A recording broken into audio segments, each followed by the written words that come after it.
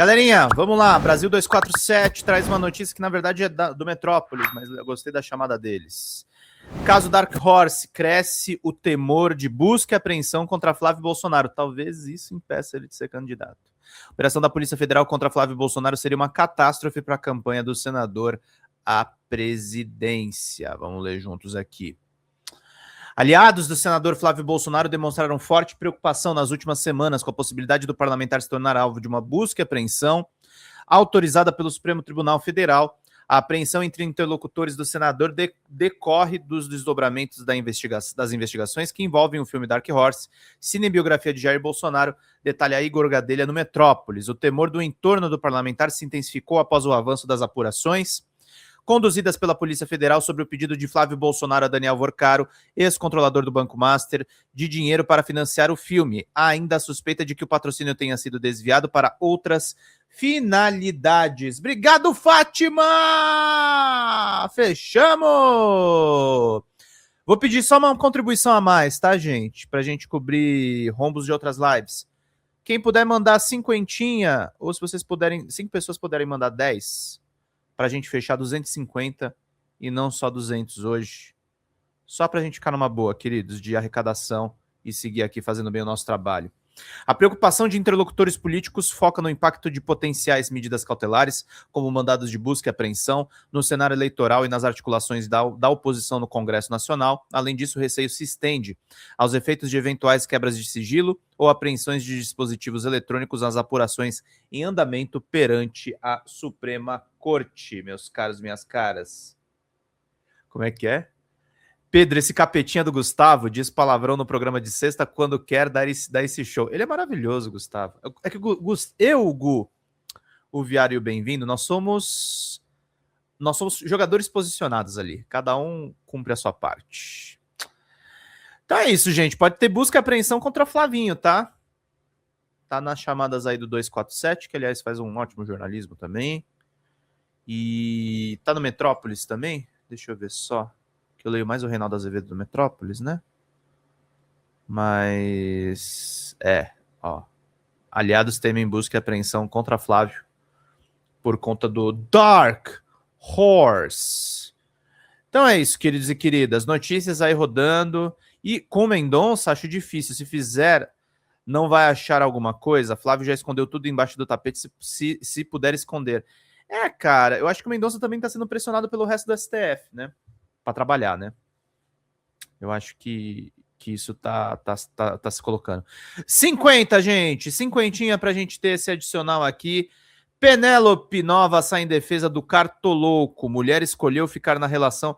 Meu, a Penélope Nova tá saindo uma excelente mulher aliada do machismo, né? Que horrível isso aqui. Vamos lá.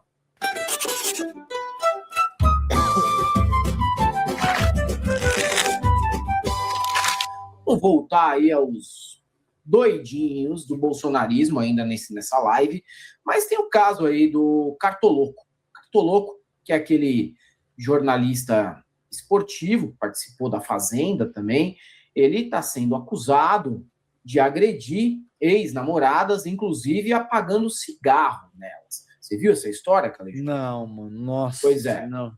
Pesadaço, assim, a história, entendeu? Agressão, destruição de apartamento, apagou cigarro na cara da namorada. Ele veio a público, já se defendeu, disse que, na verdade, foi absolvido de um desses casos, quando, na verdade, foi extinto, né, o processo por falta de provas, não foi absolvição. Mas tem gente tomando partido do cartoloco. Claro, o cara tem direito à defesa, mas mais de uma ex dele está dizendo que foi agredida de maneiras impensáveis. A Penélope Nova, que está aí agora nessa vibe de ser red pilada, saiu em defesa do cartoloco. Ela diz o seguinte, a escolha de permanecer na relação tóxica é da pessoa. Se ela vai contra o cara, depois de ter sofrido algum tipo de violência, a responsabilidade vai ser colocada como dele? Perguntou a Penélope. Vamos dar uma ouvida nesse absurdo, mais um deles vindo da ex-VJ da MTV, filha de Marcelo Nova, do Camisa de Vênus. Provavelmente haja elementos dele na ação de manipular. Pode ser que haja, mas isso mas provavelmente haja elementos dele na ação de manipular. Pode ser que haja, mas isso não anula a responsabilidade da parceira, né, na hora que ela decide, independentemente do quão vulnerável ela se sinta. A escolha de permanecer na relação tóxica é desta pessoa. E não, eu não estou sendo fria. O meu ponto é que, assim, não dá. O Estado, como é que a gente vai punir algo que é da esfera psicológica das pessoas? Como é que o Estado vai se meter? Essa Penélope Nova é fora da casinha, nem ela acredita no que ela fala, só fala pra causar, impossível ser tão aloprada assim. Eu digo mais, Fátima, não é só pra causar, tá? Ela tá no canal daquele ex-Jovem Pan Paulo Matias. Essa turma aí eu não tô acusando, mas eu desconfio se não é pra conseguir grana. Não tô falando que ela é financiada pelo PL, mas que isso aí bomba nas redes e aí rende trampo pras pessoas, né? Porque a Penélope Nova, na época que ela estava casada lá com o André Matos e atuava, enfim, com programas muito mais libertários, ela era para Frintex, né? Ela não era a senhora Reaça. Vamos lá. Nisso, porque sim, ambos sofrem nisso. E aí, lógico, você olha para o lado de quem está se submetendo, porque numa dinâmica que é meio sadomasoquista, né? Mas a questão é que o distúrbio, o desequilíbrio está nos dois. Então, é muito complicado falar, envolvendo o Estado nesse caso. A materialidade da violência, para mim, porque ele diz, na hora que ele fala, medida protetiva. E aí, como é que fica isso? Eu não estou dizendo que está certo, que está errado, eu estou fazendo questionamentos aqui. Ela pede a medida protetiva. A medida protetiva, então, caracteriza. Ela vai lá e procura ele, isso é culpa dele também, da manipulação dele? Se ela vai e encontra o cara, depois de ter sofrido algum tipo de violência, a responsabilidade vai ser colocada como dele, eu acho isso muito, muito, muito complicado. Pediu, Lala? Essa argumentação... Você quer ir? Não, vai. Essa argumentação mais estúpida que eu já ouvi passa pelo mesmo preceito do que as pessoas usam para tentar justificar bet, joga quem quer. Isso desconsidera o parâmetro fundamental da questão, Helder, que é... Ela não Exatamente, conhece o que é um relacionamento tóxico. Sobretudo, o que caracteriza um relacionamento ser tóxico é que uma das partes 48, não consegue se livrar dele. É um vício. Uhum. Helder, vou te dar um exemplo com tabaco. Eu te garanto que 90% para mais das pessoas que utilizam tabaco, em algum momento elas sentem fortemente que elas queriam se livrar daquela merda. Álcool também. Álcool também. E você não consegue, porque aquilo é um tipo de substância, de serviço, de produto que é desenvolvido para te viciar. É por isso que ele se torna tóxico. Quando você desconsidera o preceito, a base elementar de como é que a questão se organiza, você incorre nesse tipo de argumento profundamente estúpido. Que ela quis dar um ar de depoimento forte, de quem fala mesmo, de que... Entendeu? Então, assim, a medida do Estado se meter é a medida daquilo que propõe a ordem jurídica da República Federativa do Brasil. Obrigado, cara. BBC, não é tão difícil de caminho do isso. engajamento. Você não pode apagar cigarro na tua companheira sob a desculpa de alegar que isso tem que estar protegido pelos direitos individuais, que o Estado não tem que se... Cara, é a argumentação mais estúpida e cretina e patética com a qual eu me deparei sobre qualquer tema que diz respeito à violência de gênero, a questões de violência doméstica. Isso é de uma estupidez se inserir no debate público de uma forma tão rasa, de uma forma tão cretina, de uma forma tão lacradora e priorizando a forma em detrimento do conteúdo, que é doloroso ouvir, entendeu? Porque não faz o menor sentido. Você está falando merda. Basicamente, você está falando merda. Tem parâmetro, tem uma ordem jurídica, tem um código de processo civil, tem um código de processo penal, tem uma constituição. Você está falando que o Estado não tem, que o cara não pode agredir. Você não pode, aliás, nem agredir verbalmente a pessoa. Sim, porque isso já pode caracterizar grave ameaça e ter uma série de consequências jurídicas, lei tipificada. Não é a porra da minha opinião. Sabe? Lógico. Então, assim, ridículo, medíocre essa argumentação num nível foda. Agora eu vou partir para um outro lado, saindo aí, né, dessa seara, mas vou partir para um outro lado, que é o lado da comunicação e da responsabilidade também que a comunicação deveria ter. Ela faz parte do canal do Paulo Matias, a Penélope, né, tá participando lá do programa do Paulo Matias, e ela está inebriada com o canto da sereia do engajamento dado pelo bolsonarismo.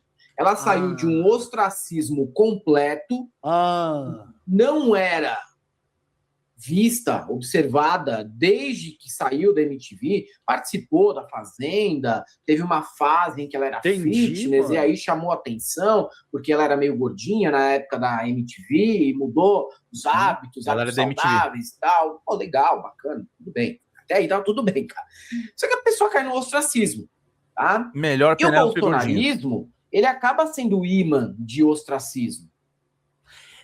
Ele também é imã de investimento, né? Tem uma galera que vai para aí pela engajamento. Mário Gomes, Mário Frias, Dedé Santana, Paulo Cintura, Sérgio Reis, Eduardo Araújo.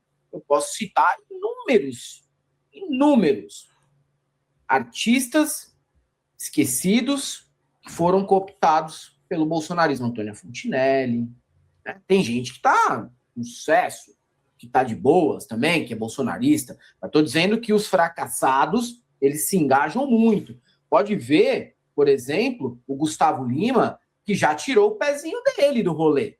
Fica, o Lula ganhou, eu vou torcer para que dê certo. Tá dando entrevista assim, há um tempo atrás. Já. O Eduardo Costa, a mesma coisa. Por quê? Porque o cara, por mais que seja bolsonarista, e porque por mais que o cara concorde com o Bolsonaro e o bolsonarismo, ele sabe, cara, que vale muito mais os 500 pau de cachê. Se ele ficar fazendo um monte de polêmica, pode dar merda em algum momento. Vai azedar, é. Vai dar uma azedada. O mais importante é os 500 conto de cachê, que tá ali sustentando a vidinha dele, mano. A mansão no Capitólio, em Minas Gerais, o cara morando na loja Van, entendeu? Comprando jatinho, frigorífico, os caralho a quatro. Só que esses daí, que nem a Penélope Nova, que não tem mais espaço na TV, não tem espaço mais em lugar nenhum, ela fica inebriada, porque finalmente ela conseguiu uma forma de chamar a atenção novamente. Tá chovendo comentário lá no Instagram dela, nesse momento, de gente xingando ela de tudo quanto é nome, evidente, mas também tem um monte de homem e mulher bolsonarista que estão batendo palma, que estão elogiando. É isso aí mesmo, só você que tem coragem de falar, botar as caras, me representa. É um resgate da pequena fama que ela teve no passado, cara. E isso inebria a pessoa. E a pessoa fica buscando a polêmica pela polêmica o tempo todo, se enrola pra caralho, não consegue trazer um argumento sólido, mas vai pelo lado ali da polêmica para tentar, de alguma maneira, se manter em evidência. É isso que ela está fazendo. Isso eu estou falando do ponto de vista de comunicação, porque é uma maneira também que muita gente achou para resgatar algum tipo de importância que teve na vida. Você sabe que esse debate aí que você está propondo é tão importante que ele é uma das dinâmicas centrais que animam a trama desse livro que eu estou lançando agora, dessa ficção. É meu primeiro de ficção. Chama Tudo que a Luz Alcança. É a primeira vez, agora eu posso falar já sobre, porque já vai sair o link da pré-venda pela editora Planeta. A gente está na etapa final, já está indo para a gráfica isso. E é exatamente isso, como essa dinâmica de internet, livro essa novo busca do por protagonismo que pode ser monetizado e transformado nisso e naquilo, mexeu com a nossa estrutura de comunicação social e como a nossa sociedade se organiza, sabe, Helder? E o meu limite, cara, eu acho que é uma causa legítima monetizar conteúdo? Sim. A Galãs monetiza? Sim. Eu monetizo no meu canal? Sim. Agora, você precisa saber como você faz isso, qual é a tua proposta, se existem contradições irreconciliáveis na sua proposta. Você entende o que eu estou te dizendo aqui, né? Então, assim, se esse é o caso, aí é muito difícil, entende? Então, o livro chama Tudo que a Luz Alcança, exatamente porque tem essa dimensão de que o estrago que causa aonde essas questões, o que eu chamo de luz, que é o poder, que é o dinheiro, que é a busca por protagonismo e tal, promove. O livro é a respeito disso. Quero te dar um de presente, quero que você leia também, porque o Bez eu sei que não vai ler, então você lê. Não, é claro, pô, claro. Depois você faz a crítica. Mas é isso, nego, velho. É uma força hoje, Helder, monstruosa, que abre possibilidades incríveis, porque há 10 anos, quando vocês começaram a Galãs, não no YouTube, o canal, mas quando quando você começou a iniciativa mais embrionária ainda, a gente não ia ter esse tipo de tecnologia. A gente não ia ter StreamYard, a gente não ia ter a Galãs, a gente não ia ter condição de fazer um enfrentamento, de expressar outras posições, você ia ter que ficar restrito à mídia hegemônica. E isso encerrava um certo modelo de comunicação social. Hoje isso é diferente, só que, como toda atividade humana, existem contradições. Existem coisas que são boas, existem coisas que são desafiadoras, existem coisas que são uma merda. Você vê o vício, por exemplo, já em celular. O teu filho, acredito que você já lide com isso, mas o Eric tem 1 ano e meio e ele já quer pegar o celular. Ele fica pegando o celular e, já, sabe assim, já esboçando o que vai ser navegar. Então é pica, cara. Isso aí não vai ser fácil segurar essa geração agora deles, não. Não, com certeza. A gente tenta fazer o equilíbrio, né? Aqui em casa, desde muito jovem, a gente fala, ó, tem tempo de tela, pode jogar? Claro que pode jogar. Pode jogar tudo? Não, pode jogar tudo. Pode assistir filme? Pode. Pode assistir tudo? Não. Às vezes a gente põe um filme lá, classificação indicativa 10 anos.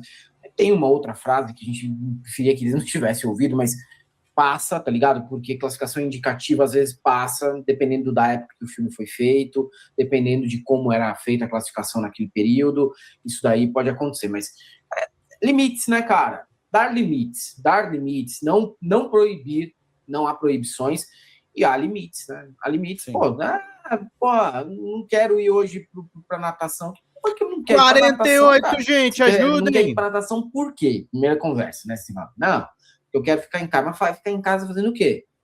Não, fica aqui. Não, eu sei o que você quer. Você quer pegar e jogar o Brawl Stars, quer pegar e quer jogar o Fortnite. Entendeu? A natação é 40 minutos, cara. Dá 4 partidinhas do bagulho aí. Vai lá. Achei muito fofo a forma como você colocou isso. Mas é verdade. Quem sabe o que eles querem. Sim. Depois você fizer a tua natação, teu futebol, karatê, seja lá o que for, aí você volta e joga. Você volta e joga, tá tudo bem. Mas você não vai deixar de fazer o esporte, você não vai deixar de fazer a coletividade, não vai deixar de encontrar com seus amigos, não vai deixar de aprender uma atividade física. Não pode ser só uma coisa, não pode, eu entendo quem não tem condições, quem precisa, mas estamos falando de um contexto, tá, de pais que podem dar alternativas para os filhos, e quem pode deve dar a alternativa, não se eximir, lavar a mão e falar, deixa o menino ali, tá dando nada, não, pô, você pai dá trabalho, caralho. Você vai ter que levar, vai buscar, vai pegar carro e pegar trânsito. Normal, mano, normal, mas tem que ter um equilíbrio aí, sem proibições, evidentemente, mas precisa ter um equilíbrio, cara, senão, né, a gente já é viciado em tela e tem consciência, imagina a molecada, cara, né? Às vezes a gente tá se vendo ali 10 minutos cagando, rolando rios de Instagram, pô, não dá pra deixar quem ainda não tem essa consciência decidir o tempo que vai usar, não pode, sinceramente, não pode. Eu tenho conhecido, Calijão, da idade do meu filho, que não consegue assistir um filme inteiro porque ele não tem mais atenção, moleque. Horrível. Tá com o brain rot, assim, tá ligado? O cérebro apodrecido de ficar rolando o timeline. Não consegue ter atenção para 1h30 de filme. Não vai num cinema porque ele não consegue. Simples assim, não consegue. Isso é extremamente prejudicial e eu vou fazer de tudo para que não aconteça, mas concordo com essa filosofia do... Tudo bem, tudo tem sua hora, tem um certo nível, você não vai... Também não vou radicalmente contra, mas, cara, no máximo ali, para criança, não sei, isso vai demorar alguns anos para mim ainda. Eu não vou dar antes dos 8, 9 anos, 10 anos, sei lá. Eu dei assim, um tablet para eles, mas já tinham 8 anos já. Esse é o limite do limite, e ainda nessa fase eu vou tentar segurar o quanto eu puder, sabe? Porque eu percebo que tem isso. Você tem outras coisas para desenvolver antes de ter que ser tão consumido por um negócio que é feito para viciar. Isso que as pessoas que utilizam isso como argumento falham miseravelmente em perceber. Não é, cara, isso aí é um negócio pensado para te fuder. Não é como se só se fode quem é fraco. Não, cara, não. Acho que muito diferente, inclusive, de drogas lícitas, por exemplo, entendeu? Porque tem um cara lá que, não, cervejinha de fim de semana, e tem um monte mesmo, que a cervejinha de fim de semana acabou, o cara não vai tomar pinga 8 horas da manhã, o cara não vai beber na hora do almoço, durante o expediente, agora o celular, o bagulho tá no teu bolso, cara, ligado? Isso aqui é uma chupeta, velho. Uma chupeta de adulto, é isso mesmo. Olha que interessante, Lia Sérgio é amigona nossa e falou uma coisa importante, né? Em período escolar, eles não podem nem jogar de segunda a sexta, e tem tempo de tela determinado aqui em casa para todos, mas eles sabem o motivo, e conforme estão mais velhos, eles percebem a diferença vendo os colegas viciados. Eles não consomem vídeos curtos. Excelente educação. E eu defendo uma coisa, sabe o que eu acho que seria interessante? Fazer uma aspa rápida. Eu acho que o consumo de videogame deveria ser na escola acompanhado por um professor com formação. Não é que as crianças não podem jogar videogame, elas podem. Mas deveriam ter jogos educacionais. Por isso que eu defendo. Peguem os jogos brasileiros e botem em escola pública. Tinha que botar jogo educacional ou jogo adequado para a faixa etária, para a molecada jogar com orientação do professor. Com orientação do professor. Ao invés de ter aquelas aulas à toa, tipo multimídia, vai ter uma aula de game. Tá tudo certo, mas dentro da escola. No contexto escolar, às vezes com lição de casa dentro do game.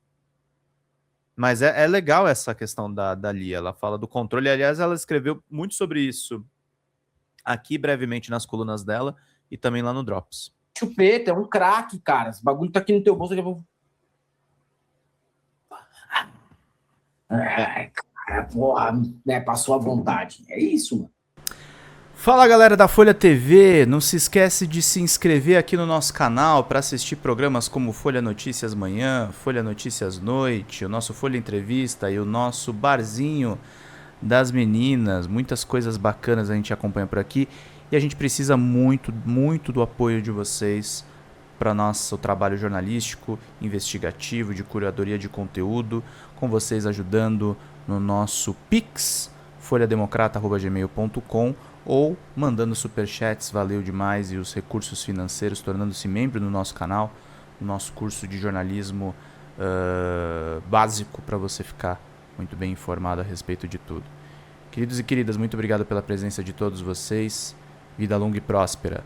Cuidem-se, cuidem dos seus, e não esquece de se inscrever aqui na Folha TV. Até mais!